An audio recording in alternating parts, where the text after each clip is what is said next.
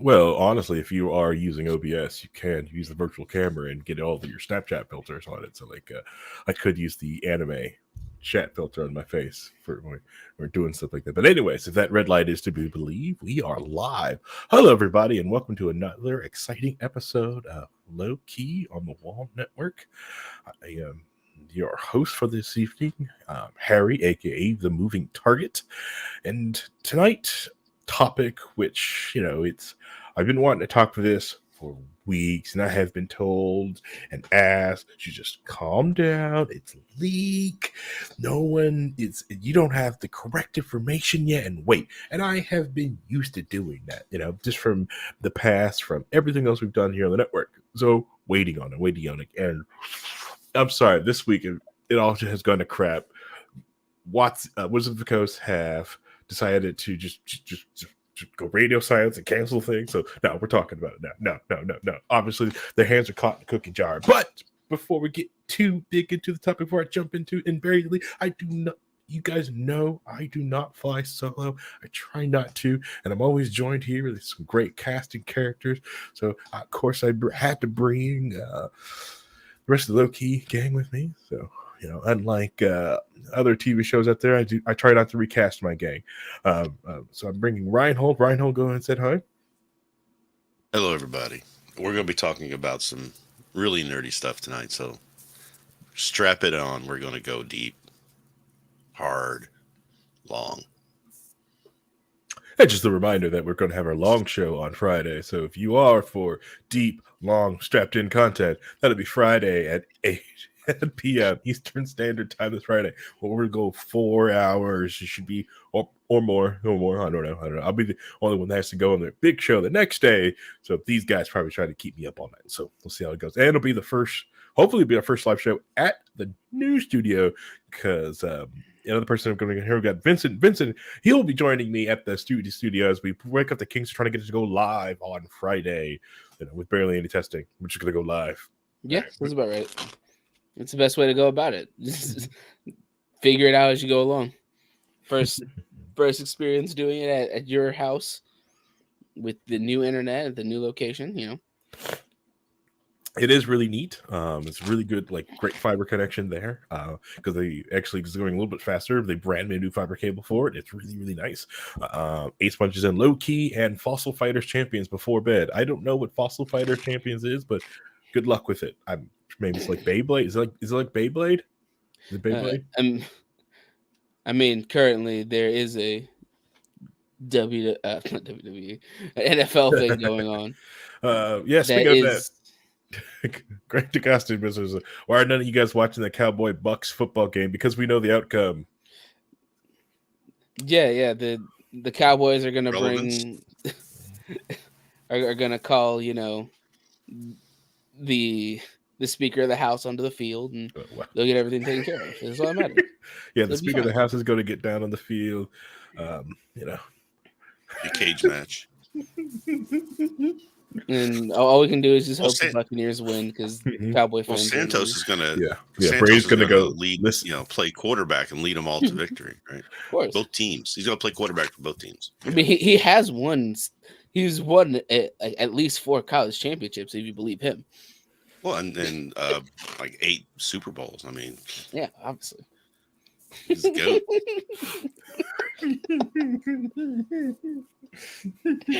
But yeah, that's why. Yeah. I just realized, once the football season, maybe our numbers will pump up because people aren't watching Monday Night Football, but come and watch us. I really don't know the Venn diagram between people who watch us and the people who watch NFL is going to be much of a connection. Massive. Creating a costume would clearly tune in if there wasn't a Cowboy Bucks game going on. So that's one. That's one there. Which, if you multiply that 1 by 100, boom. You can't fight that math, right home. 1 times 100. Multiply 0 by 5,000. No, 1. And you can work for the government and do taxes. Oh man, Ryan, come on. All I know is I didn't know I could probably charge someone, my salary for rent And that's what I'm going to start doing once Dear Leader finally makes some serious money. I'm going to start charging him $50,000 a month for the studio to rent it out. But, you know, because like, who likes to let's just skirt tax laws? Come on, let's do it. Yeah. Eskimo Pilates. There is a game on against the Dallas Cowboys and I think they're still in Tampa Bay right now. Buccaneers. The Tampa Bay Tom Brady's. Yeah, Tampa Bay Tom Brady's. I hear that Tom Brady is issuing a new rule that allows Gronk to come back, even though mid game. Mid game. It says right there in the rule books. Right there in the rule books. I get Gronk. So stupid. Once a season, I can call a fan up from the stands to come play. It says right there in the rule book. Phone a fan? Is that what that is? The phone a fan? Phone a fan. Yep. Yeah. That would be a neat rule. You know, you can call someone down. You know. You said Bolt sit here. Yep, wide receiver. All you gotta do is catch the ball, bitch. Well, I was watching someone react to Waterboy the other day, and it was really funny because at one point in the movie, they said other teams are trying it out. They put in the towel boy came in to play the other day, and the guy gets creamed. That's hilarious. It's Christian goes, evening all. Why are you watching the NCIS? Is that another football game? That's a TV show. Oh, sorry. The TV show's gone way past its prime because the main guy left. And all right, okay, all right. Let's see. Gibbs slaps to us all. I don't know. Vincent, you think you know? Please. I do not. I'm just. I know what that is. Embracing. Okay. The guy on NCIS, his name was Gibbs, and he used to walk behind Tony and smack him on the head every time he said something stupid. Oh, that seems that's violent. a Gibbs slap.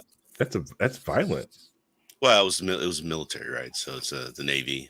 Oh, okay. All right. Investigative services. So it's okay in the military. Yeah, we smack each other all the time. Yeah, there's some of that. Okay, so in Gundam Zeta, they do that a lot. Just hit this kid, did he just gets hit all the time? Like, I can't believe you hit me. Hit him again. Yes, military. Back around. Yeah, of course. This is what we do. Yeah, thanks. Yeah. Anyway, but tonight, let's see. Dak with the bootleg. How much libertarian can you get? The bootleg is my favorite sandwich from Jimmy John's, by the way. I do love the bootleg. My dad. But it's Jimmy John's. Wow, Reinhold. Wow. I could eat a Jimmy John's. Maybe I'm sorry. I asked for Jimmy John's. I like it. I enjoy their sandwiches. You know. The only time I ever eat Jimmy John's is when I'm working and the office decides to have a big party together so we can work through lunch, and they stupidly go out and get Jimmy John's. Well, there's a Jimmy John. There was Jimmy John. I used to go to a gym that was right next to Jimmy John's, so I would usually get a Jimmy John's sandwich. I also have to go food shopping, and then I would just go into the Kroger, and I would go into the the cafeteria area, get a whole rotisserie chicken, then eat that whole rotisserie chicken as I shopped, and then got another rotisserie chicken, and then ate that one while in line. I missed that with Kroger. You used to be able to go to Kroger. I used to go to Kroger every day and get a salad from the salad bar, right? Yeah, for my lunch. Marsh, like, you see that at Marsh all the time. The Marsh, same with the Shadeland Marsh. You go up there, get that salad bar, which would be awesome if it was next to the Planet Fitness right there. But you can get a pizza at the Planet Fitness, doesn't matter. Anyway, so let's get to the topic. All right. I should get that as a sound effect. Let's get to the topic. All right. The OGL. So, and Dungeons and Dragons. All right. So the big sneak. All right. So the original gangster libertarian. Is that what we're talking about? No. All right. So, as you guys know, famous, massive in the tabletop RPG space, TTRPG or tabletop RPG is the juggernaut, the OG gaming table game, Dungeons and Dragons. It goes by many names: D&D, Dungeons and Dragons, AD&D, blah blah blah blah blah, Dungeons and Dragons. Right. This is my this is the first tabletop RPG that TTRPG that I cut my teeth on. I don't know, and I'm not super old school on it. I played in the 90s, late 90s, so I got to play AD&D second edition, and I was taught how to play from OG, box players like that used to play old school. That's who taught me how to play, and I was playing with their kids.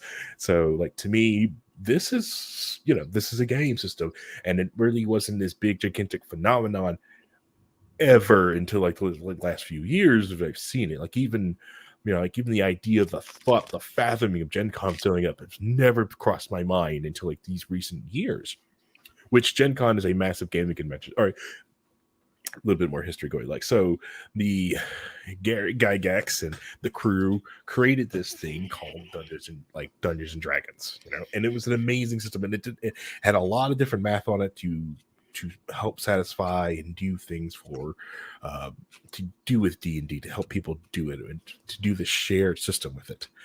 But it had some issues. Like I said, it's math. There's a lot of different books out. There wasn't a lot of books added at first. AD&D second edition made a whole bunch of books, but still not a lot of books, and there wasn't a lot about publishers at the time. So when AD&D, third edition, correct. But that's what happened in the 90s, in 1999. The third edition got launched. But when they launched third edition, because TSR, because Gary Gygax and the crew, TSR sold to Wizard of the Coast. Wizard of the Coast decided to, when they're working with Wizard of the Coast, they decided to help out the community, to help out everybody so they could be able to create content, to create more books, to create more things for the community. So they decided to come up with this thing called the OGL, or the Open Gaming License. And the first edition popped out in the early 2000s when it came out with Dungeons and Dragons 3.0. I remember the first time I even seen the 3.0 book. I remember when I first even heard of the OGL, and I thought it was nuts. Like, I said, because I was playing AD&D right at my house, and someone goes, "Hey, can I play?" I was like, "Yeah, like, if you can, get you a player's handbook, go buy it at the store, see if you can find one," right? And they showed up with a 3.0 book. I didn't even know the update. Blown away seeing a 3.0 book. It's like, oh my god, this book is new. Just have notes in it, sticky notes that have been sitting like that. So it was an interesting thing to watch for me. But hidden inside there is this thing of the OpenGL. And basically what the OpenGL did was allow you to create content to be used with the D&D system, the Dungeons and Dragons system. So you can, if you wanted to go create different realms or different worlds, world settings, spells, artifacts like that. Homebrew. Yeah, basically homebrew. Like, it would call homebrew. Homebrew is basically stuff that you would make at home. Like, there's used to be like a unofficial book for different races, and I even though the naughty elves parts of the internet, there was a homebrew version of D&D sex rules. Because it's nerds with dice. Come on, we have those, and it still exists even to this day. But like, that's where the idea of homebrew, you actually brewing in at home. That is a term just for colloquially used, because people had homebrew spells, homebrew rules. It's the same way people do with any other game system. It's like Monopoly. You're not supposed to. If you want to know why your Monopoly game sucks and it goes on forever, because you put money under free parking. Don't do that. It'll end your game really, really quickly if you stop doing that crap. You follow the rules correctly, and it'll get over very, very quickly. You get done, and you can walk the hell away. But don't play Monopoly. Yeah, like homebrew encompasses everything of your own villains, everybody's characters they made themselves. Everything that isn't directly in the book is technically considered homebrew, because it's something that you created that wasn't originally an idea of they put in the book. Yeah. It's just more of a, like, it's encompassing everything. It's a good term. I see a lot of people just keep throwing it around for different things, but like, it's just more you just creating your own story. Like, if you created your own story outside of like the dungeon crawls, or you're just creating things on your own, they're just all yours. It's something that you made. Majority of the games I've ever run are mine. I make my own characters, I make my own. I even give them own spells and some, and some unique things to their race, just to give things some more spice to it. So it's something like, because I've got so used to people reading the monster manual and going like, Yep, it's this character. This is their weakness. Blah blah blah blah blah. Because strangely enough, D&D players for some reason love reading reading rules. I don't understand it, but oh man, do we love reading rules and understanding how rules work. Let's see. I'm going to read some comments real quick. Ace Jimmy John's is easier on my stomach, but I prefer the Subway taste. No. Sorry. Just knows beats them both, but that's another story. I can't eat at questions after that ad. Anyways, my buddy was writing up an adventure to teach his girlfriend, my girlfriend, and me how to play Wizard of the Coast behavior towards the first Magic the Gathering, and now D&D has slightly discouraged me. Don't be discouraged on gaming at all. I want to say like what is like. I think tabletop RPG is fine, and I even still like will encourage people to play D&D. It is a great first opener. It's just like when you go into Linux. You know, some people say, what Linux do you prefer the first one? Like, I still recommend Ubuntu just for the fact there's so many tomes and so many people have used it first. It's, you know, you're going to find someone that uses it. It's going to teach you how to use it, or you're going to run to something that is Debian based and get you past it. Indeed.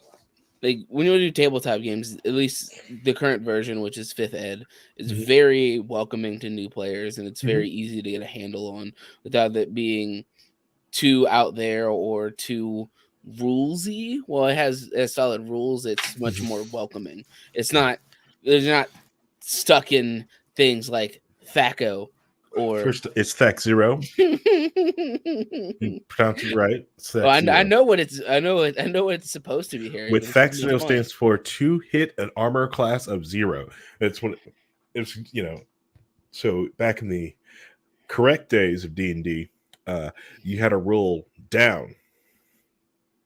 So the smaller the roll, the better your roll. See, isn't this better? Then the higher the roll is better. So as stated, 5th ed is much more welcoming to new players and is much more. It's less pedantic / obtuse with some of its rulings. I know. I know you're coping. Vincent is coping. Sure.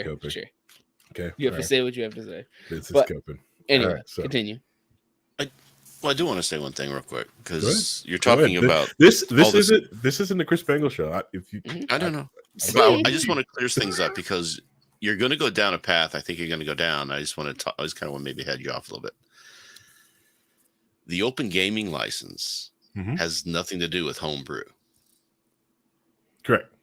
It has nothing to do with any derivative work of D&D. So the way it was explained to me by a lawyer is that just like Monopoly, you cannot copyright the game mechanics, right? Correct. You have a game. The game mechanics are what they are.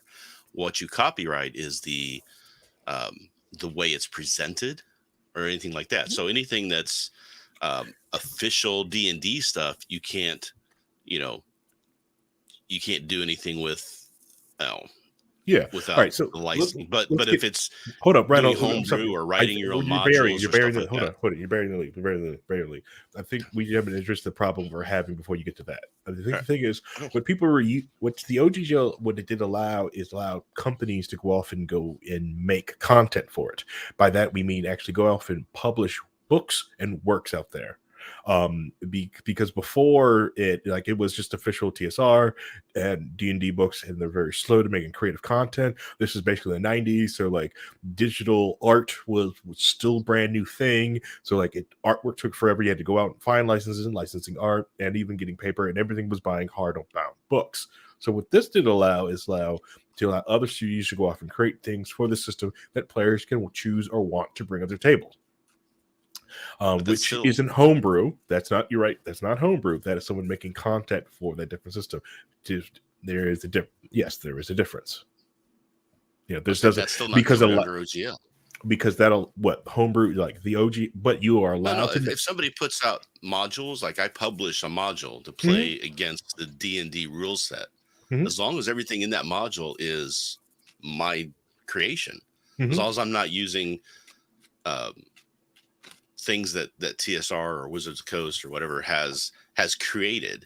Like I can't make a Greyhawk scenario, campaign, or I can't do anything like that. But if I create my own completely new scenario and module and everything else, it's completely available to do that whether there's an OGL or not. Yes, you can. Yes, Mhm. yes, you can. Yes, you can. But what you do is, but you can lose a lot of different things of the company marketing. So the biggest marketing for back in the day was just seeing the D20 system logo and everything, and then OpenGL license, because it did help new players come from, I play in D&D, I need another book for it.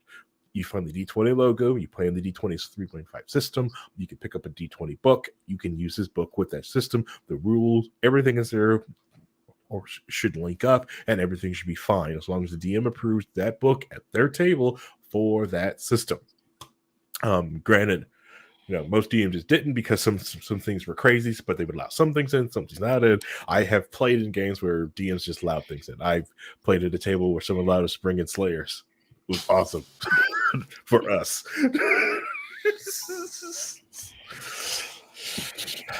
But so the OGL allowed you to, put a lot of those different things to give legitimacy to your product, because so you're not just Joe Blow stand just sitting on the corner just making modules or stories.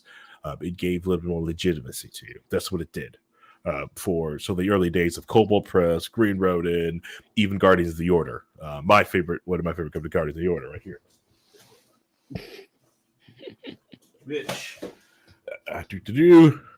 my old school Bessem D20 book. See the big D20 thing? I have this thing, old school, published by Wizards of the Coast.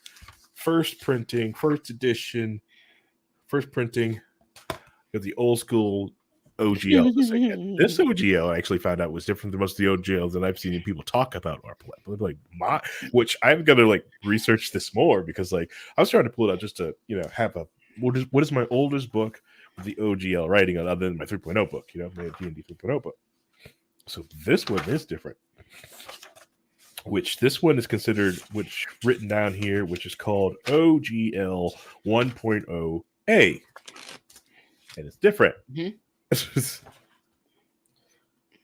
Yes, because those books came out during 3rd edition, which we did research on. Which when Wizards of the Coast released Dungeons and Dragons 4th edition, they removed the OGL and replaced it with basically a general gaming license that was significantly more restrictive to what they want, what you're allowed to do with it. Correct. And when the 5th ed came out, they redid the open gaming license. Yeah, which allowed for a lot more creativity and things. Why it's probably why it's blown up so much as of recently, is because of the internet and all that stuff, where people are able to create campaigns online using elements from the base game without them having to go completely and utterly create everything brand new. Correct. Yeah.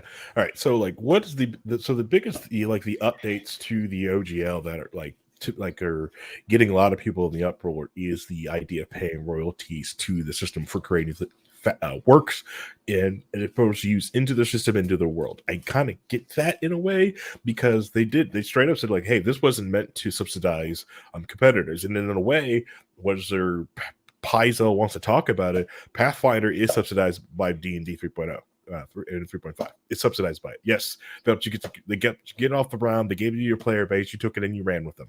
Awesome. Yes, you did that.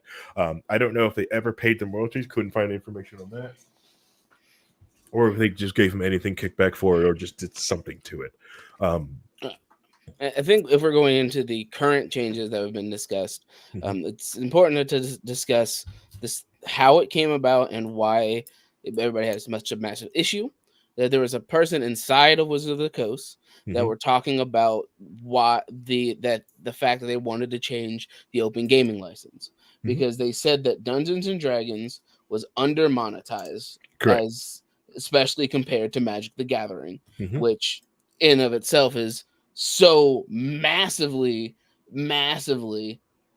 over marketed and over merchandised that it's getting to a point where people are super upset with them for doing insane shit. Yeah, and that is from that person because there's been shakeup in Wizard of the Coast over the last 5-7 years is because a lot of the old school TRTPG people that were up there and higher ups, they're gone. They've been filled with like people from Microsoft and other companies as such. So they're wanting to monetize everything.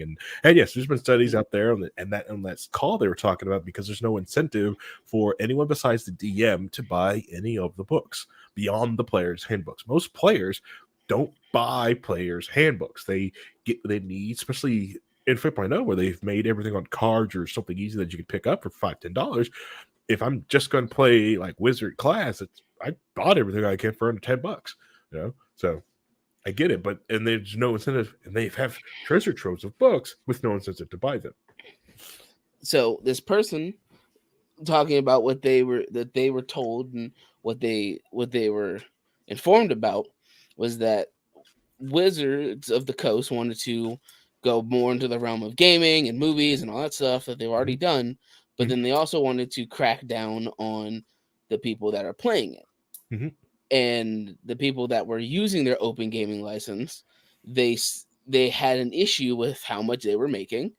So they decided to put into it that if you made over $75K with anything that's attached to D&D, not just like streaming projects or whatever, even if you make like a Kickstarter that people fan fund, or if you're making fan art or etc. Once you hit 75K, Wizards of the Coast will take 25% of anything after that 75%, or 20% if it's a Kickstarter, because Kickstarter also has to take their cut out of it too. So people who are making the massive influx of content based around how popular stuff like fucking Matt Mercer and Critical Role has become, which brought a lot of people into the sphere of playing tabletop games, that company who has to pay for the sets and the people being there and all the staff and all that other stuff, now their profit margins are massively cut, because now they have to, once they hit 75K, they have to start paying Wizards a cut, and as well as the taxes they're already getting taken care of from doing their project. And on top of that, you would have to be in Wizards basically will tell you how to keep track of your money and books through their end to make sure that you report it correctly on top of everything else. So it's a 3 year they want you to keep track of it for. They want you to be able to pull your records for 3 years. And I thought it was 750,000, not 75K. It's 75K that they want you to report to them. So if you make anything over 75,000, they want you to just report it. You don't pay them any royalties yet. You just report it to Wizard of the Coast. And then once you get over 750,000, then you have to start kicking. That's when the royalties things start kicking in. But then there's other elements of it, at least in the leaked version that they talked about, is how they wrote it, which was basically anything that you created in Dungeons and Dragons was theirs in perpetuity without your rights to it, because that's the language they wrote into the leaked OGL. And then the other massive thing that was massively concerning was that they added the clause that at any time they could change the rules in the OGL as long as they give you a 30-day notice. Correct. That no matter what they did, they could change anything in it. As long as they give you 30 days before they change it, they could change anything. So be it like, oh, well, we decided that we're not getting enough money because of the people reporting, so we're going to lower how much it is to start paying us. And or they decide that, there's too many people making this content of maps, so now we want extra money if you're making maps. And that was one of the biggest issues of the fact that they added the clause that they could change it however they want within 30 days. Right. Which is the egregious one of the most egregious things on there. Simple fact that they can change the deal when they want with small window of notice. So you've got a business, you're doing something, you're doing with the content. One, I like the idea they actually got a structure out there so you can use their content in things and hey, this is what we feel for royalties. This is how you report it. So if you wanted to go off and make fan-made D&D content, you can get licensed and you can do anything, and you know how you have to pay your royalties for it. You know, think of all the different TV shows out there where people go like, "Cool, I can just take this, and this is my structure to pay you." Awesome, awesome. There's several different Star Trek seasons that would have just kept going, or just make other content. If someone did, Paramount would just do that. The thing is, like, the idea that they own what you created in perpetuity and to be able to do anything with that, what I found egregious. It's the main reason I won't use a lot of those fan-made, like, 3D printer, like, to make your minis. Like, I'm never really into minis, but the idea that I'm going to use your software to make a mini for my campaign or do something for me, but I have give up all my rights of owning this thing because I'm using your software. F you. God, it's just like the idea, the insulting idea that, like, just because someone used something through your system, you own everything for it. It's considered by like it's someone, whoever wrote that down and put that out there, to me feels like someone who's never created a map, never sat there on in hours creating a campaign, maps, villains, or anything. The idea that someone in this can just take it with you and they don't even have to pay you. It'd be one thing that, yes, we will take it we will use your artifact, we'll put a thing in there, and we'll pay you. And it's not like this hasn't happened before. Wizard of the Coast has been shown to take things from Pathfinder and put it in their, trailers of content, like, oops, crap, and having to pull it down because they've pulled it from someone else. I can understand wanting to put it on there so it happens again, oopsie tootsie.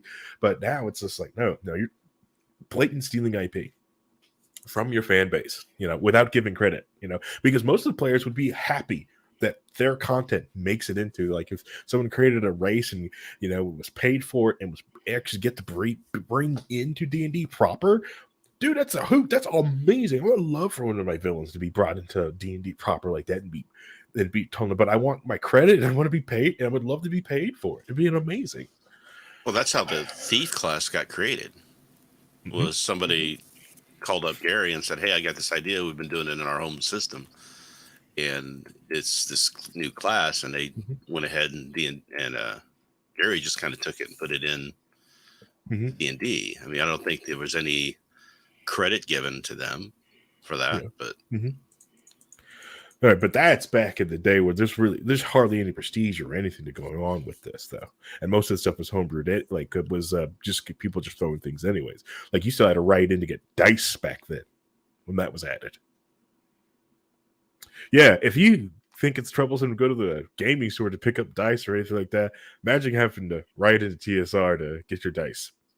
Don't lose one. Yeah, but there's no way they can afford. That's, like I said, there's no way they can enforce anything like that. Right, and that was the issue of there was a lot of people having the issue with it, of they're also retroactively affecting the old open game license, right? Which but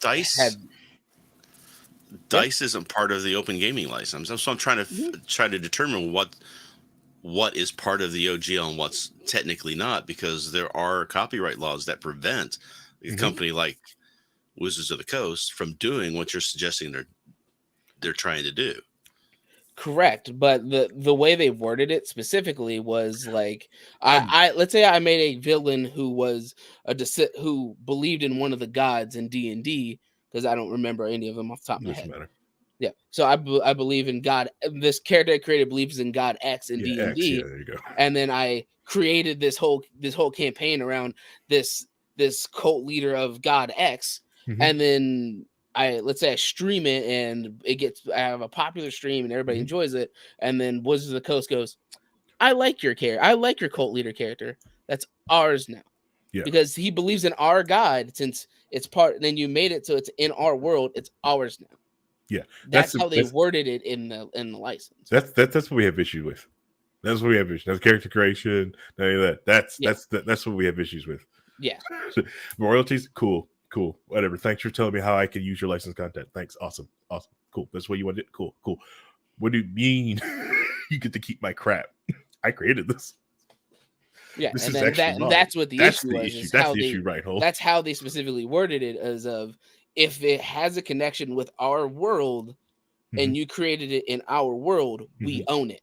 Yeah. because it's in our world. You're using our license to create something in our world, so we own it now. Does that make it clear, Reinhold?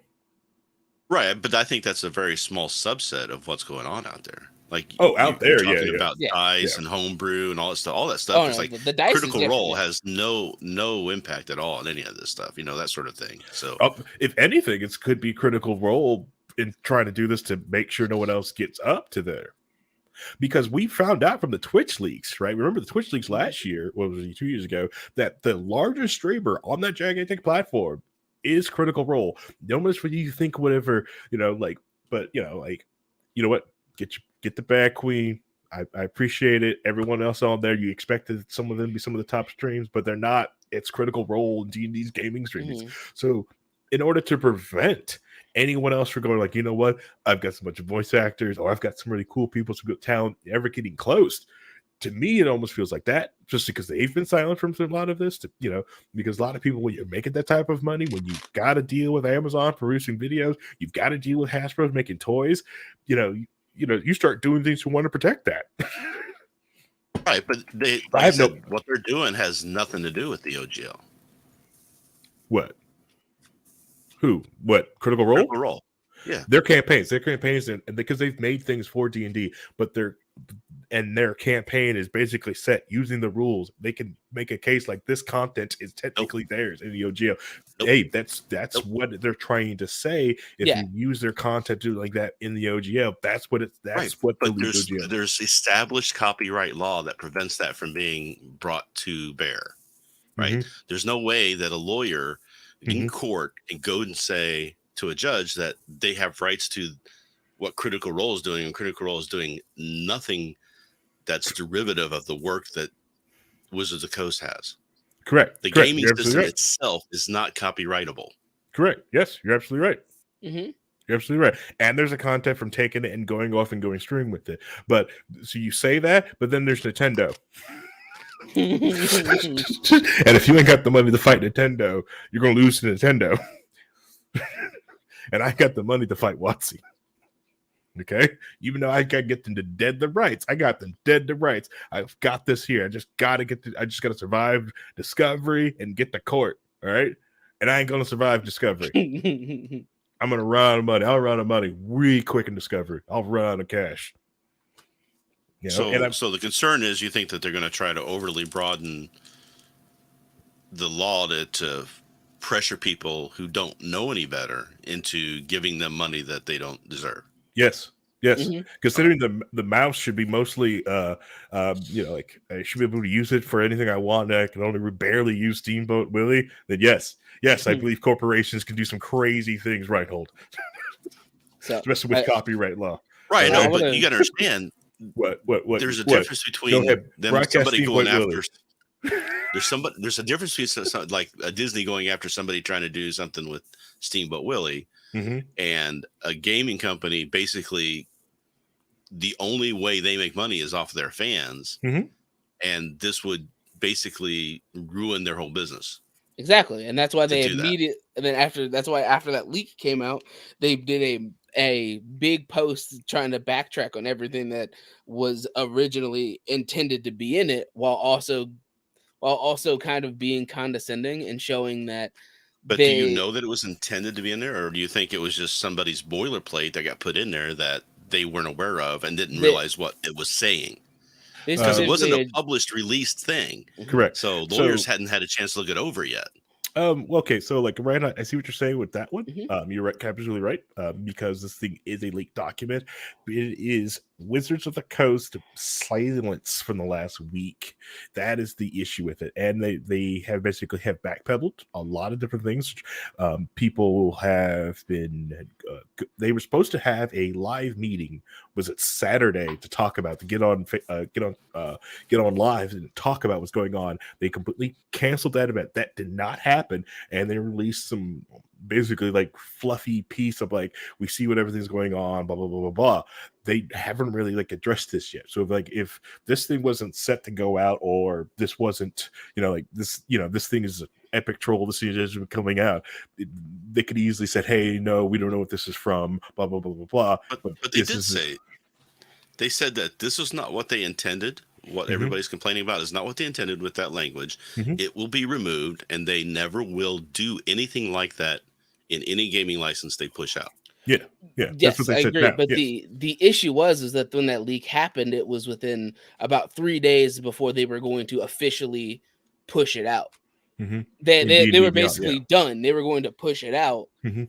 and then when people were like, then it got leaked, and then they didn't push it out anymore, and then Right. they went So, back and changed everything. right. But you don't know if it was just they did not understand what they were putting in there, or if they did. Oh, no, I don't know if they did or not. But no. I'm not going to give Wizard of the Coast that. They don't deserve that type of. No, F them. This is benefit of from the the doubt, company right? that forgot to re to re up the TSR license, lost the original TSR license. So Gary Gygax Jr. when his son started up TSR back up in Wisconsin, right? And they have just tried to destroy this company. Okay, we got them banned from Gen Con, and then started to releasing classic old TSR stuff because they already lost the trademark to use TSR. They lost it, and they call it classic TSR, trying to release it because they sold the rights to the stuff, but they lost the trademark to TSR, and they're trying to crush him. F this company. What Wizards of the Coast also lost a lot of fan benefit of the doubt when they did the Magic the Gathering like 30-year or whatever 25-year anniversary, where they're like, here we're gonna release these $1,000 things of booster packs that you might get a copy of the original cards that you can't actually use anywhere, but even if you wanted, this Black Lotus that we're reprinting, even though you can't use it in any tournaments, you might not get it, even though you spent the $1,000 to pay just because you wanted a version of that card.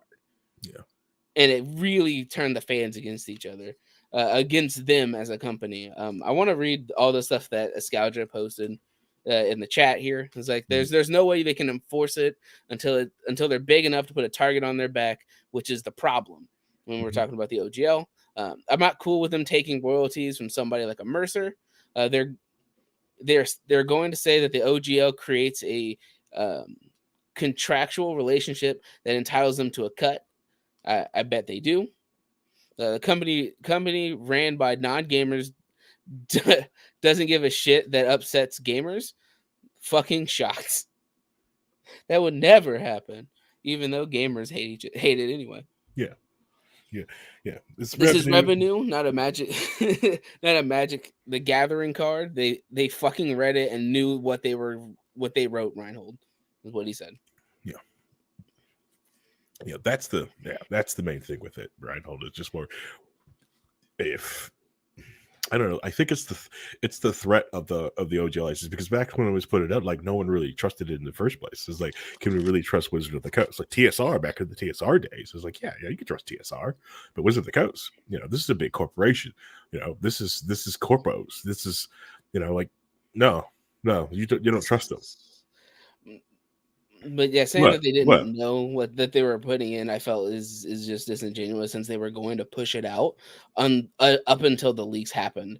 And then when the leaks happened and they started seeing people unsubscribing from D&D Beyond because they didn't want this to come into effect, of all these artists that have been making art for people that now they're worried that if they're making art because it's based on something in Magic the Gathering, wait, now I don't have the rights to put that in my portfolio because Wizards of the Coast now own that and not me anymore. And all that other stuff. And when they released their non-apology, they very much tried to obfuscate a lot of the issues that people were having with the OGL when they did their announcement. They were like, well, we were trying to make sure that people didn't use it for bad, that bully other people and use it for bad things, but nobody was talking about that. Nobody cared. They agreed that you shouldn't be using it to be a terrible person. Correct. Yeah, but they were just using it to obfuscate the issue of people didn't want their characters to be taken without their rights, and they also didn't want the fact that Wizards of the Coast have the option to change anything and everything in that Mhm. contract that they saw fit Yeah. at any time after, as long as they give them 30 days notice. Yeah, there was some neat stuff that was in there too. The idea that, like, hey, if you're producing some racist, homophobic stuff with our license, we will revoke. You are revoked, which honestly kind of liked. I like that idea. I Right. don't need someone going out there making some awful, vile content. Be able to slap something on and go like, "Ha!" I'm like, "Nah, man, get out, get the f out, get out of our scene, get out of our scene." Yes, I'm willing to gatekeep racists and bigots. Gatekeep them right on out of the scene. There's speciesists now, Harry. Oh God! And the How other thing, totalitarian of you, you know. yes, yes. For that, yes. Anyways, the other thing with the other rumors that was also been swirling about D&D Beyond because of that comment on the idea that tabletop RPG gamers are under monetized. They have been this swirling rumors of the reason for D&D Beyond and keeping digital is the idea of trying to find a way to bring in microtransactions or any transactions into it. I have no idea how they can even think about doing that or bringing that. But those rumors have been swirling about it, and then just trying to do D&D Beyond. There's been neat things in D&D Beyond. I like some of the things they're working with, and it's I also hated a lot of different things on it. I hate the idea that any race species can be any size. I don't want to see a large size halfling. Sorry, don't want to see one. And I also wish they could find a better word besides species to replace the word race. I can understand why they want to get rid of the word race from their system, but species isn't it? Yeah, it Keep feels trying. kind of weird. Yeah, Keep feels a little trying. weird. Because when you start putting it in the real world terms, it comes a little weird that, oh yeah, this human and this bird, which are two different species, are now breeding and able to make offspring. Yep. That you say it can't, but they're different what species? Because I can have sex with an elf. We're different species, and it almost seems weirder. It's like I'm a dwarf, and that's an elf. Different species. Screw them. We're different. I'm like, okay, all right. At least when race is like, he gets a shade of the same thing. Okay, But anyways, yeah, That's completely different. yeah. But Have you looked at it? Oh, I was gonna. Yeah. Ask Ryan, have you looked at any of the D&D Beyond stuff, Ryan? Seen any of it? No, not the really. D&D 1 stuff, basically. Or one, or whatever. Yeah. It's whatever. Subscription service 1 is the new one they want to use. That's just the always online version of it, where they really won't be making books. You'd have to subscribe to their online service to play Magic the Gathering and get the books and stuff. Yeah, which I dislike the idea of it because then it goes back to when I brought up Ghost in the Shell and why I liked paper copies of things, because like updating a paper copy, you have to physically give me a paper copy versus just a couple of lines of code, and you can completely update my book. That's why I said the OpenGL license in my first printing Big Eyes Small Mouth book is completely different than the ones I've read online because it was printed in the 2000s. Well, I don't understand what I guess I don't understand what this one service is, because it just seems to me like they're just saying if you want to get the content we created, you have to go through this, service. And it's like, why would anybody do that? I mean, the content isn't that great, or that much better than everybody else is what they're doing. Right. Right. So the D&D 1 was basically, instead of going to the 6 ed, they were just decided, instead of doing another edition, we're going to that, and that's what we're going to do from now on. Mm-hmm. So instead of doing another edition, right? Exactly. Who knows? I don't see how they think they're going to make money off that. I think they're going to lose their ass on it. Yeah, probably. But they think that's the way to go. It's a lot of these live service things that people are. I feel like people are lagging behind. It works for certain things, but you can't throw it on everything. I mean, this is a different type of system, or a different type of gaming experience than trying to play Candy Crush. You're not able to lock somebody in like that. Even with this draconic OGL that is being talked about, people are can still just walk away from all of that and do. I mean, it's not like there's not 25 million other game systems out there that are as good, if not better. I always thought Rollmaster was the best game system that existed, and just It's, failed, fizzled. Reinhold's drunk. It is a big ass small mouth tri-stat. It's the best. That is Rollmaster crap. It's big ass small mouth Rollmaster was tri-stat, the baby. best. 2d6, baby. 2d6. 100. 1 to 100. You had everything there. Don't. Right. Reinhold walks much around with stuff. fanny packs full of D100s. Don't listen to him. That's the thing that No, people are two talking tens. about. All you need is 2 10s. Boom, done. He's got a gigantic D100 he uses. He just rolls off the table. I tried using that once for Rollmaster, and it's a ball. It's just like playing with a tennis ball or something. But yeah, that's the thing that a lot of people are talking about, is that Wizards of the Coast are hurting themselves more than they're hurting the fans. Oh, that's what I was saying earlier, and that's too. why people are very upset about it. Yeah. What I'm saying before, too, is that it doesn't make any sense for them to try to go that route, because it will kill their player base. 100%. And somebody there has to be able to, and I think that's probably what's happening, is that somebody put this together on the business side of things and lawyer side of things without thinking about what the impact would be. And then when it leaked, everybody went, oh, we're in trouble because we didn't think about what this really is going to be like. Because the people who are doing the gaming side of things and understand that aspect of the community probably weren't even involved in this.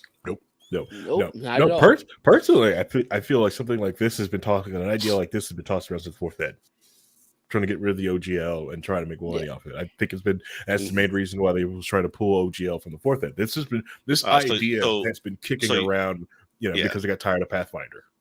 Right. So you think fourth edition, they got rid of the OGL, it flopped horribly. Yep. So they brought it back, and now they're trying to tweak it to keep it going, but still get what they want out of it. And they're realizing they overreached. Yes, absolutely. And that's what the community needs to keep doing, is keep pushing back on them to say you can't go that far, you can't do that sort of thing. Yeah. The community's not doing that. Because it will work. There's enough of them that are the amount of people leaving D&D Beyond that they've been using and just going to Roll20 instead. I feel that I think as bad as Roll20 is problematic in its own right. I think Wizards stepped in it this time. I think they really did. Because Cobalt Press, Paizo, Green Ronin, all of them has came together to try to come up with that idea of the open tabletop license, right? The open table, so they can have this is the system that we're all agreeing on, and it's more of like this is tabletop RPG and may push D&D to change. Like, no, we're this open system, not you anymore. We are. Well, GURPS tried that too, but fuck GURPS. If you haven't told by now that gamers are also very conscious people, so the idea of any of us you really tick us off to really get us together. Me personally, I have bought domains from a company that really ticked me off. White Wolf Publishing Company. You guys were bastards. Kind of glad you were burnt in flames. All right. All I wanted was to produce content under Big Ass Small Mouth, to update from the third ed, because you guys weren't using it and I wanted to use it. No one answered my email back. F you guys. This Escalade is I'm in a GM group on Facebook. This is the only topic and it's 1,000% negative. Well, yeah, I've seen videos and stuff on it too, but I'm trying to, I think there's a lot of overreaction to some things in the community as well, where assumptions get made, people get outraged to the point where it could be. And I just want to make sure we're cautioning against that. If it's, as you say, and if that's what they're trying to do, fine. And you should be against that. But I'm just concerned that this is another one of those overreactions from the community that's just going to cause strife for the next year or two. The issue is that there's massive credibility given to the leak was accurate, because once the leak came out, one of the heads up at Kickstarter confirmed the price difference of them only taking 20% with Kickstarter and not 25%. And they had basically came out and confirmed that was going to be the case.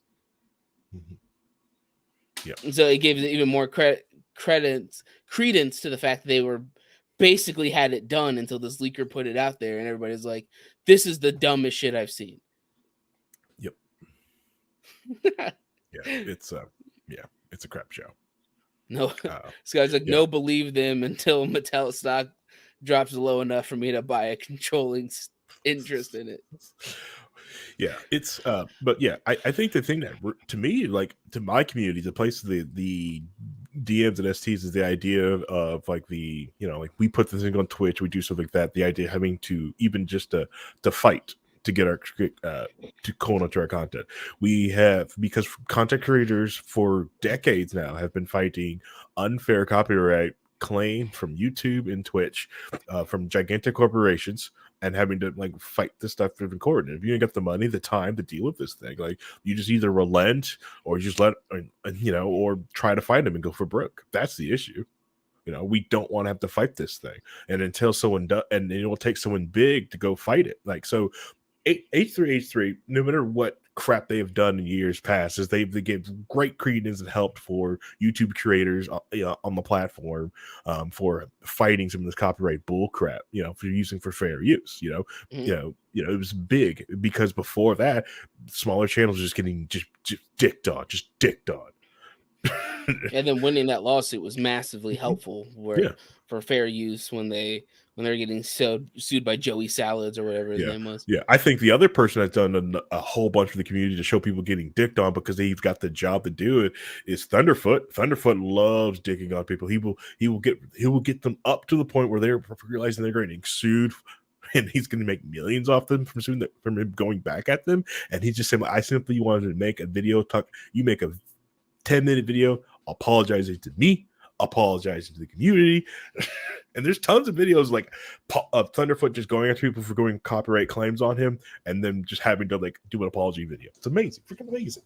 But if you ain't got the time because you work for a university, I've got a full-time job. If someone tries to claim this thing, like, I ain't got time to fight this thing. Yeah, I don't have the money or the No, time or the effort. that's what you do is you get a lawyer who Yeah, I got understands the copyright law stuff.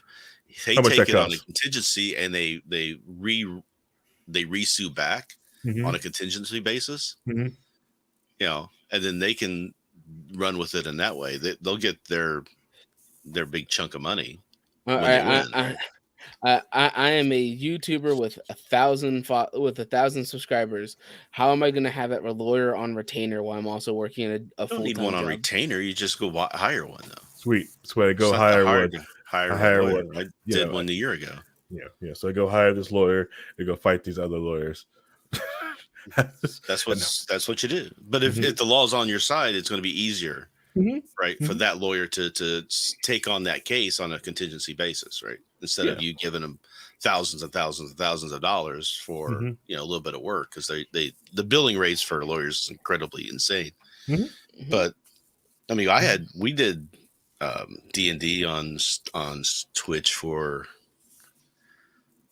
for over a year with Nostalgia and me and a couple other people. I never got any or saw anything like that. But then I don't have a massive viewer base either. So and you're also undercover the old school OGL that'll, so Wizard of the Coast wouldn't even think about going after that. I'm just saying it had nothing to do with Right, OGL. but what we were doing, because it was a homemade game. It was D&D, but it was. I get that, but the OGL back then at the time didn't even have the thought of having enforcement mechanism trying to go after you. It wasn't even trying. It was trying to go after you at that time. Yeah, they weren't in that situation of we need to monetize our D&D section more, because Magic the Gathering is what we're monetizing that out the ass. Let's move it on to the next thing that is popular and monetize that out the ass. But it's also just kind of just how it rolls. But it's also a lot of the smaller channels they'll either get ignored or they get crushed, and it's one of those things when you watch it happen in real time. One of the big things that happened like last week is that YouTube like pushed out this new terms of service or whatever, and people were just losing views like this. Like you lose hours and hours of views, and the small channels are the ones that immediately started getting hurt by it. They're the immediately ones that were like, "Hey, is this happening to anybody else?" Because the bigger channels were like, "Oh, it just something happened, I lost traction, whatever." And one of those lower channels that are like, "No, I need these views so I can keep this stuff consistent." They're the ones that are like, "Hey, this is what's happening. This is how it's going to affect me. Here's the things that you guys need to see, because nobody cares, because I'm too small to have an influence." And Anakin Skywalker has joined into the room. Well, this is a name that Reinhold should be very familiar with. It was my character's name during that campaign. So, hi. I don't even remember what mine was. Now that I think about it. It's probably Reinhold because Reinhold's Oh, Leo. It was Leo Lar. That was what. Yeah, it was Leo. No, that started with a B. I thought he was going to say, but yeah, the character was Leo Laporte. It was great. I hated myself. There's actually a really funny clip that I had with Latro that we went back and forth on killing a guy that we had in custody. It was hilarious. So, and der Mandarin, what did you want? Mostly to come in here and tell Reinhold to stop being wrong. I'm not being wrong. I'm asking questions. I'm just doing asking a point of questions. view. Devil's advocate. You got to look at it from different views. If we all came in here and said the Tell you same right thing, who wants to listen to that? Tell you right now, if you're WoTC's side, you're gonna burn the set. Get him. He supports WoTC. Get him. There we go. Sit there, burn him. You know. Yeah. Well, and that's one thing I did want to try and bring up is I think a lot of people are assuming that their stuff is covered under an OGL when it's not. Based off copyright law, they're completely free of any of that stuff, but they feel like they aren't. Right? They feel like what they're doing is kind of covered under that, and then they're getting themselves in a position where they may end up doing the wrong thing or getting in trouble because of that. I just want to make sure people are aware. So one of the problems that I see arising in all of this is you're going to get a situation where somebody writes into their campaign module that they make a character that is a tiefling warlock. And that is somebody that is a setup NPC for you to interact with. Mm-hmm. Well, Tiefling's Wizards of the Coast. Your entire module is using some of their material and like how much of this material is going to be covered, how much of it is not going to be covered. None of this is it's not very well defined, and I am very worried about the health of the game, a game that I love and have played for a decade and a half, over half my life now. Like, what I see is a CEO who doesn't understand what they have. Magic the Gathering is what makes Wizards of the Coast money. And that's a horse that they're beating to death. Mm-hmm. Whereas Dungeons and Dragons is, it's a good baseline product.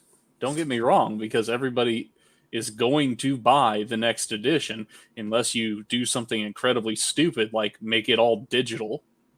It's a live service, bro. It's a live service. So let me ask this question. If they put this in place and then everybody walks away from AD&D and the Dungeons and Dragons division of Wizards of the Coast decides they're not making any money, they're going to shut it down, scuttle it. Mm-hmm. How does that affect anybody? You just don't. You still use the game system. The game system still exists. You just move on from that. And if they shut it down, then they're going to start losing their rights over all the stuff that they own. So, right. So part of the problem is you're going to have basically a generation of no new D&D players because there's nothing being marketed. Mm-hmm. You could have it call something else and just be it's the same game system, just with different names and different monsters and different settings and all that stuff. I mean, then it's a different, so it's not like right. Magic the Gathering where you have cards that you have to use. That's the ability and the power of the OGL is the simple fact that you don't have to go from like a jump zero baseline. You can start with the assumption that D&D exists and create from there. That was the benefit from it. Right, but it's like I said before, though, it doesn't apply to somebody who is if I were to start a new game system, completely new company, new game system, and I use the same mechanics that they use, the same, still fine. You're still fine. Yeah, I'm still doing I can call it whatever I want. I can do that stuff. I can make my own modules. I can make my own monsters, and I can't. And if I make monsters that they are using, but are derivative off of Tolkien, I can still use those because they're already derivative off of it, right? So you have to be careful what you're doing. Yes, but you can easily put together a new. Right. You're out of R&D money. You just ran out of R&D money. All right. So if I used OGL and that's what you have Kickstarters for. I used the Kickstarter. I hired artists. I already wrote off that monster manual. We gone. We good. We Gucci. I've already printed books. Right now, you still do research. I'm printing books. I'm at a Gen Con. Well, but I'm creating new stuff. I got booth days. I'm creating new things, not just copying somebody else's work. But here's the thing: there is somebody an would upper. do that. Well, there is an upper limit to how much you can take from the corpse of D&D before you're just doing D&D, and then you are in legal jeopardy again. There's a reason why Magic the Gathering, you start off at 20 health, and Yu-Gi-Oh, you start off at 2,000. Because there are significant... Technically. Well... It doesn't matter. Depends on which episode. It would not be legally... There would not be a legal problem with them using the same number of life. That's a game system. You cannot copyright that. There gets to be significant overlap issues with that, depending upon how much you take. But it's irrelevant according to copyright. If it's a game system, not copyrightable. The only time you get in trouble is when you're taking something that they created. Right, that was the Coast TSR, what they created. So if you were to use a Beholder, which I believe TSR created, it's not based off of anything in history or Crete or anything like that, then you would be in trouble. Correct. But if you create a whole different monster and call it something else and give it 4 eyes instead of 1 or however many or whatever, you're fine. Right. So now that you've ran an R&D money creating that, streaming it's that, not to do about R&D money. It's about what artists create. This is about artists creating something and then wanting to sell it and give it out later. Right. And I'm 100% agreeing with you that you're absolutely right. That's creating something different new. But I'm saying the benefit of the OGL is so I don't have to do that. Or that you can do that, but you don't have to do that for everything. Right. For the OGL, I can just go, cool, I have a stat block for wolves and thieves and this thing that I will fight all the time anyway. I have stat blocks ready to go. I can spend my time making this brand new creature that is awesome and really cool that I want to use over here. But I already have the base stat blocks for these things, so I don't have to go as far into, well, each individual monster I have to go and figure out how to balance them and make them work so they're not overpowered for everything else, etc. All you have to do is rename them. I just feel like Ryan Hill's over here getting ready to make Temple OS gaming system. No, but what my statement is that if D&D cannibalizes itself, there's still going to be tabletop role-playing games being created and out there. Yes, using that system. That system is out in the wild. There's nothing that can be done about it. They cannot do anything to stop it. So they have to understand that they're just shooting themselves in the foot when they keep going down this path, and they'll have to keep pulling back. They're trying to figure out where that line is where they can make money, but what's too far, and that's where they're playing their game, and they realize their hand slapped. Yeah. My problem is they have some very big hands. They have many feet. They can afford to shoot themselves many times. Okay. And I don't want to be caught in the crossfire of them being shooting themselves in the foot. Many feet, big hands, can afford to shoot themselves a few times. What's the CR on this? A 4, obviously, Paul. Oh, Only 4? Okay. Yeah. Well, all the nerds we have, we can take that down easy. Yeah, but completely understand there's many different systems out there. Like, hey, I got these nerds to go ahead and play like some old school First Ed Hunt of the Reckoning last week. Okay, fun times. Got to pull out the D10s. Yeah, the issue is that yes, they are hurting themselves more than anything, but they're also the biggest person in the market. Mhm. So it's kind of like if somebody's making a bunch of battle royale games and Fortnite starts to blow themselves up. Cool. Now all these other battle royale games that people like or want to play, well, But now that's a they're getting perfect destroyed as example well. because Fortnite was not the inventor of Battle No, it Royale. wasn't. Nope. No, it wasn't. The big And player neither of Battle was. Royale was H1Z1 because that was Mhm. Player Unknown that created that. Then Yeah. he did PUBG. So this idea that somebody else can't come along and take that game system and make it bigger and better is disproven with that. No, I mean, I we've seen it totally agree happen. with that. I totally agree with that. It's just more of as it stands right now, they're the biggest in the marketplace, and by As it biggest, stands right now, by WoW is too, but their player base is declining because people are tired of it. And then you got Final Fantasy, who's going up in player base, and they're actually yeah, gaining but then players. they because- released WoW Classic, and then now you have two different Well, numbers to look at now It's because now WoW still is going growing. down, though. Of course, Those Yeah, numbers are yes. still going down. But here's the thing, Reinhold. That's the perfect illustration of what we're saying is we still like the thing itself. We just don't agree with the company and the Activision Blizzard pile driving what was once a thing unto itself, its own reality in World of Warcraft, and bringing that low because they have managed to ruin everything about it, from the storytelling to the mechanics to the monetization. They're But yeah, you- we can You go say play you love Final. D&D though, but what is it about D&D that you love? Is it the Greyhawk love D&D. series? Is it I the love stuff that D&D. they create, or is it the stuff that is it the game system that is out there that they have no control over anymore? Yes. There's a great deal of lore that's wrapped up in the stuff that they've created that I am very fond of. And there is a great deal of stuff that I have created that I'm not willing to give them a piece of. Yeah. But, the other part of your example is a company in Square Enix that has paid attention to what their players want. And they have a gamer who is in charge of Final Fantasy XIV, and he's bringing it to new heights.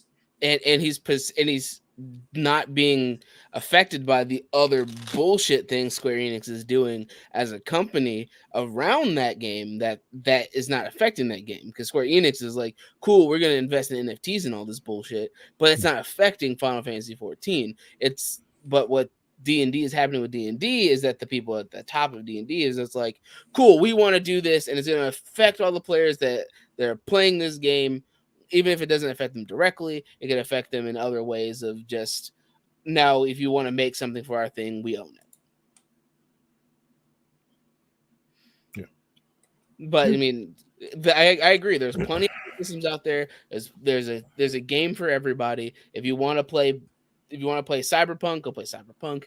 Shadowrun. There's plenty of games out there that aren't just D&D. Can I interest you guys into playing some old school second ed D&D?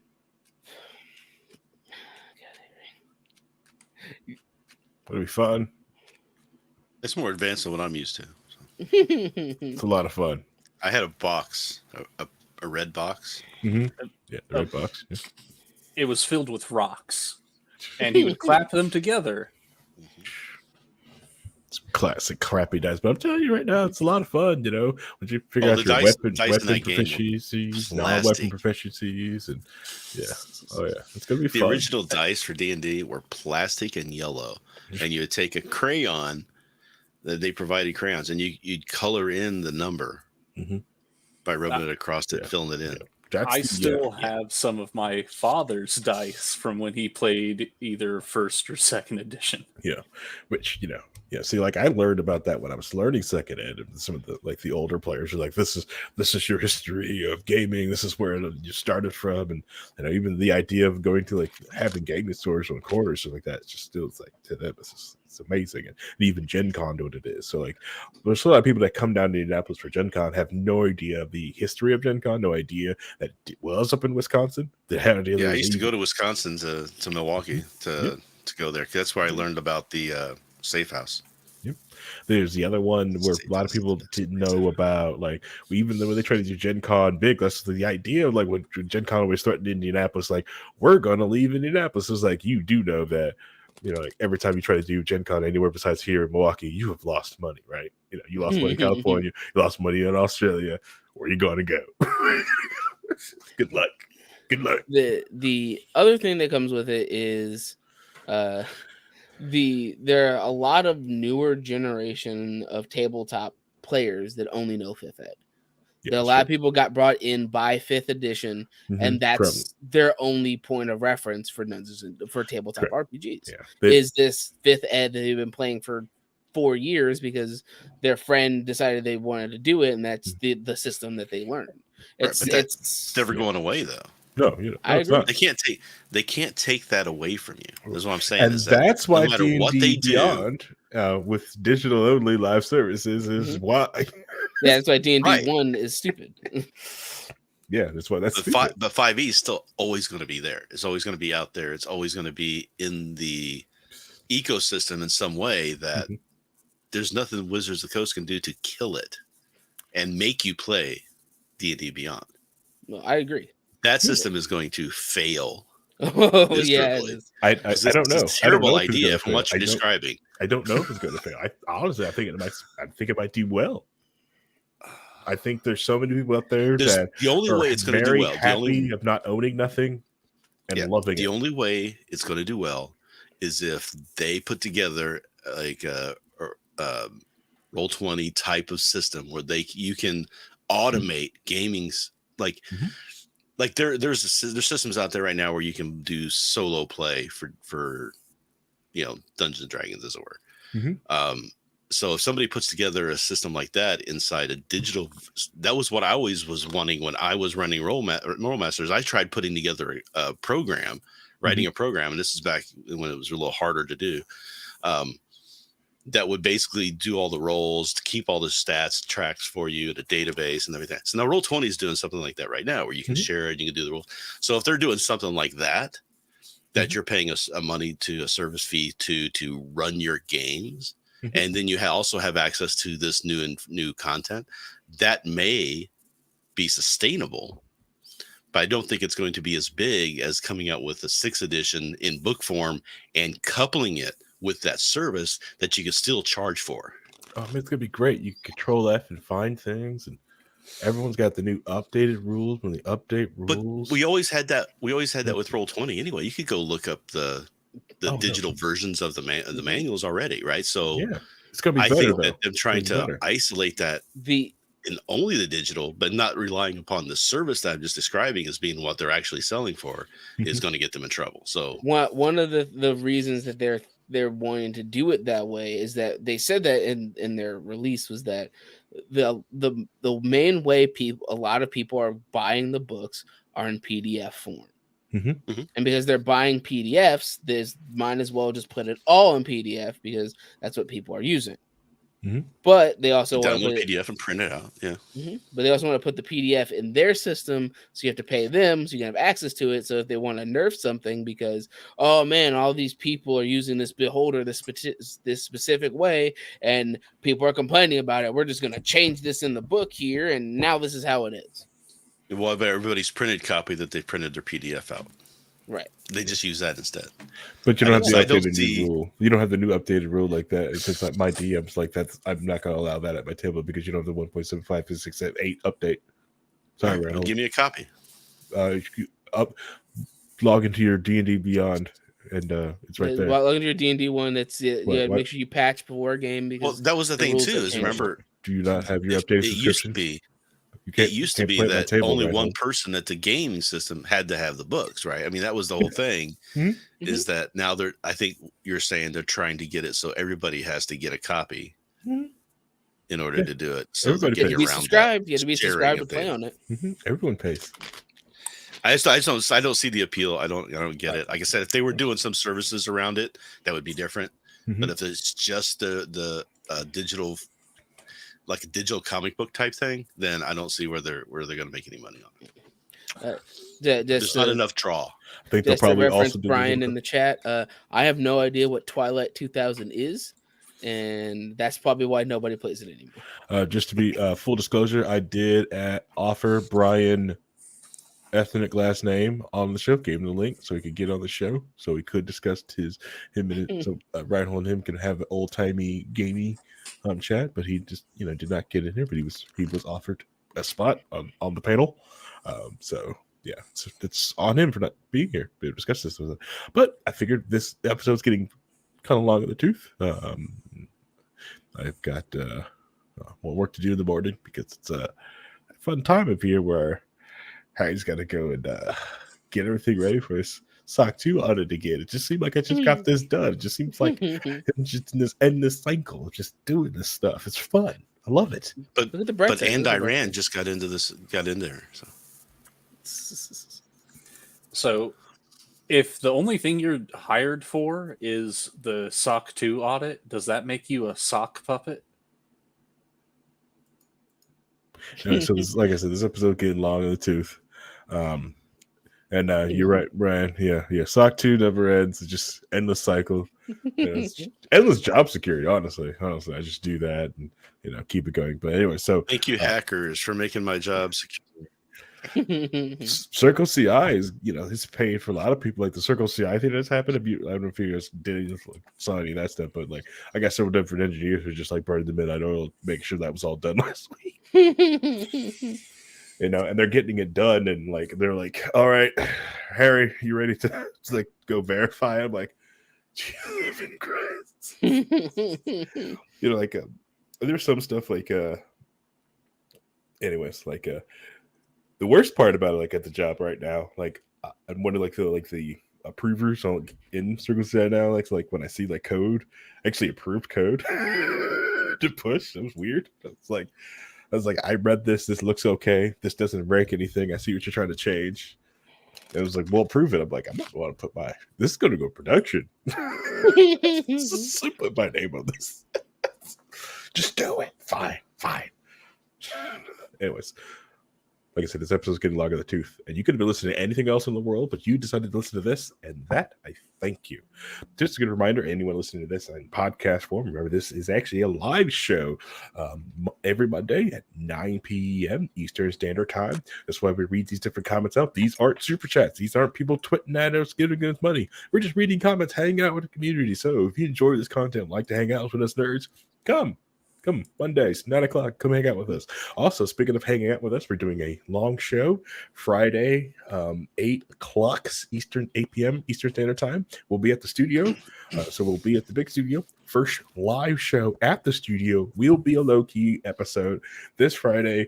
I barely have any of the cameras set up. I did do a mic check, so that I know that works. Connects to StreamYard. That freaking works. I just haven't set the cameras up yet. So figure that out on a Friday, okay? Yeah, I'll head there as soon as I get off work. I think I'll just make sure to use my laptop mic. Oh, you just use your laptop mic. So The laptop camera. Yeah. Oh no, he uses phone camera, sir. Thank you very much. The front-facing phone camera. Obviously. That's the worst. The worst. Anyway, and I have rotation turned off, so I'll just turn the phone for me, not for you all. Anyways, all right. So, like I said, so please come in, hang out with us. We're having a ball here. We love hanging out with each other. So yeah, I think that's like only the big shows like that. There's some other boring show that's going to happen on Saturday, but that's the other show that we're on. So, anyways, so goodbye, everybody. Hopefully, we do media next week. Ooh, I make no promises about that. Wizards of the Coast can do some other crap like that. I do promise no Velma. Okay, none. Oh, darn! I wanted to hear your rant on that. No, because I don't want to hear Reinhold defend it. That's my issue. I will violate that. But like, I don't know. This is kind of good show.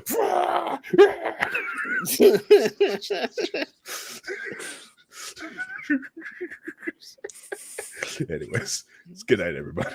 My job.